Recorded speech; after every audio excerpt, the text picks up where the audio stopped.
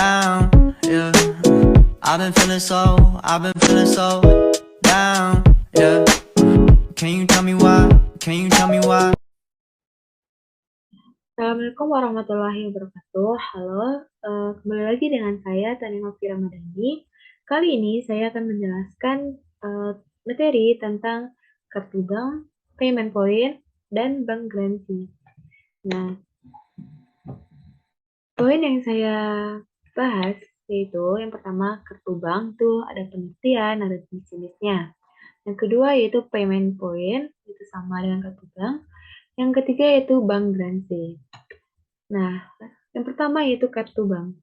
Itu pengertiannya yaitu kartu bank atau bank card itu kartu transaksi yang memberikan kemampuan kepada nasabah bank untuk membayar barang dan jasa pada pedagang eceran dan memperoleh uang tunai dari kasir bank atau ATM.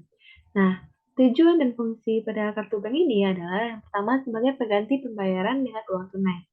Yang kedua yaitu mempermudah pembayaran. Nah, jenis-jenisnya itu yang dua, yaitu kartu debit dan kartu kredit. Nah, kartu debit adalah kartu yang berisi fasilitas mempermudah pembayaran kepada nasabah yang nanti akan dipotong langsung ke tabungan nasabah.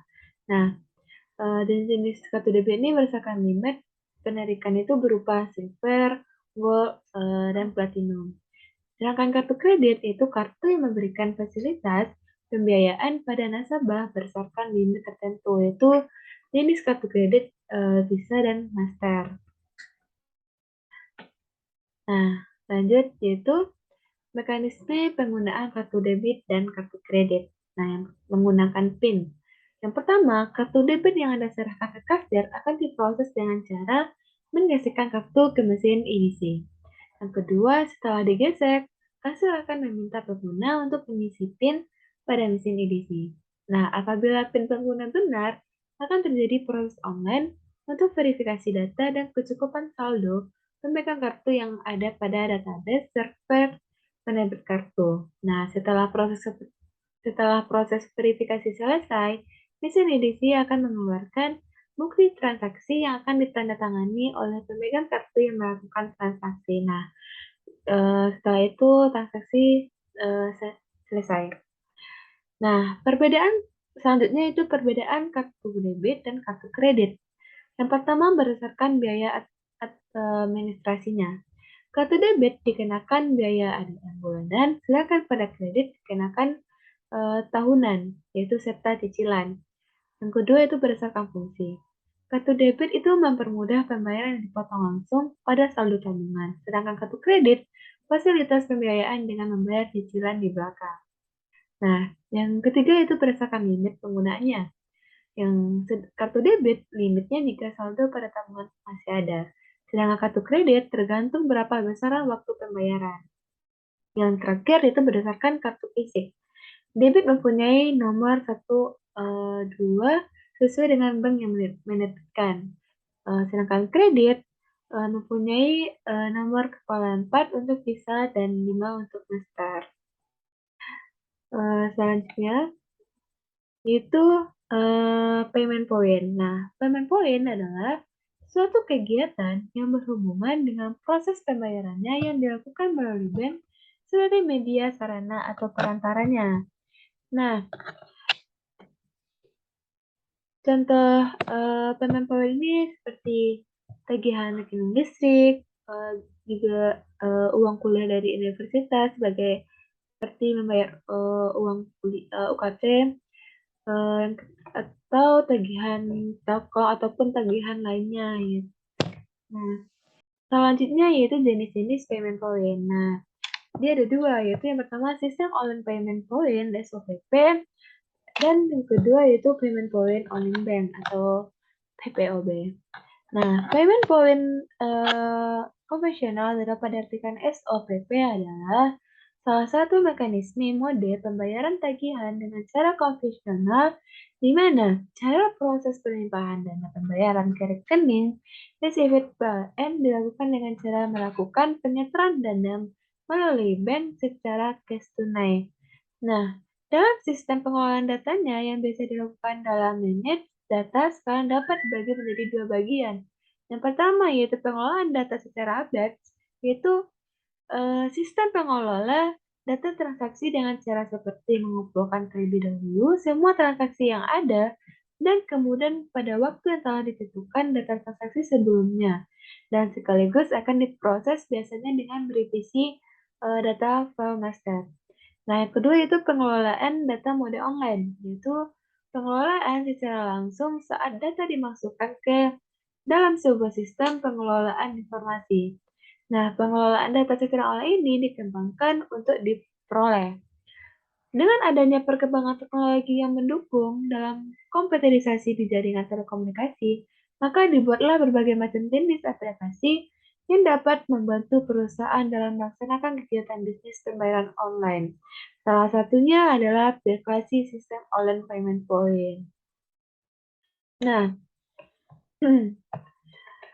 ada aplikasi SOPP. Nah, aplikasi SOPP ini adalah aplikasi yang dapat digunakan untuk melayani berbagai pembayaran pelunasan piutang kepada pelanggan dan proses pelunasan itu diawali dengan membaca data piutang pelanggan untuk menentukan pelanggan dan jumlah tagih yang akan dilunasi yang direalisasikan dengan format data pelunasan harian.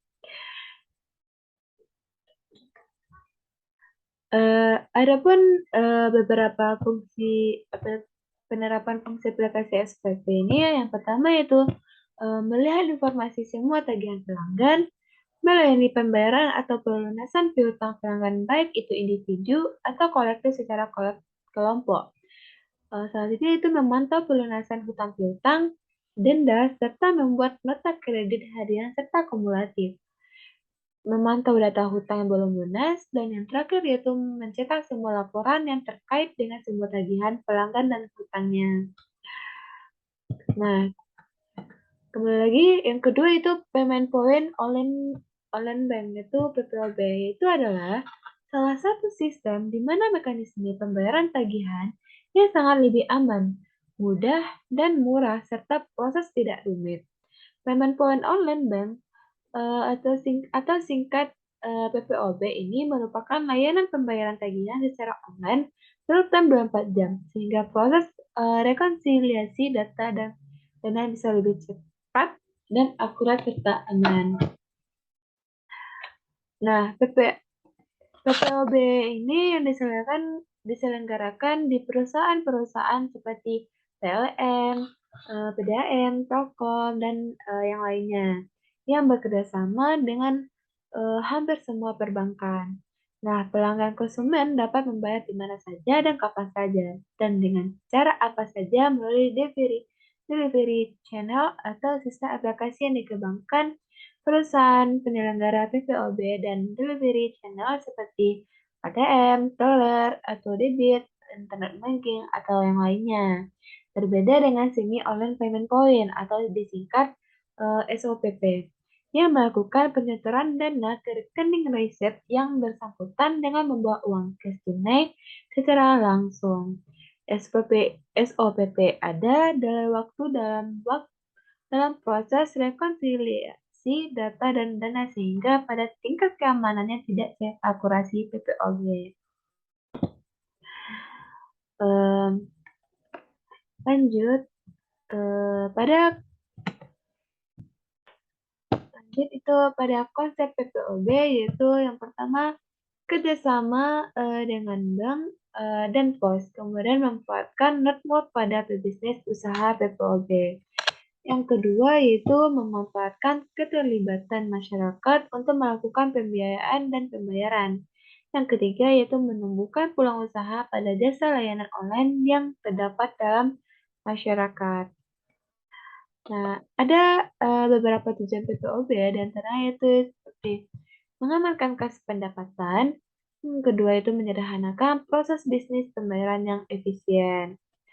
Nah, ada keuntungannya menggunakan PPOB ini, yaitu PPOB ikut serta dalam pemberdayaan ekonomi rakyat. Kedua, penghematan biaya operasional bagi pembuka jasa loket. Biaya membuka usaha sangatlah murah, memudahkan masyarakat membayar tagihan rutin setiap bulan tanpa perlu mengantri.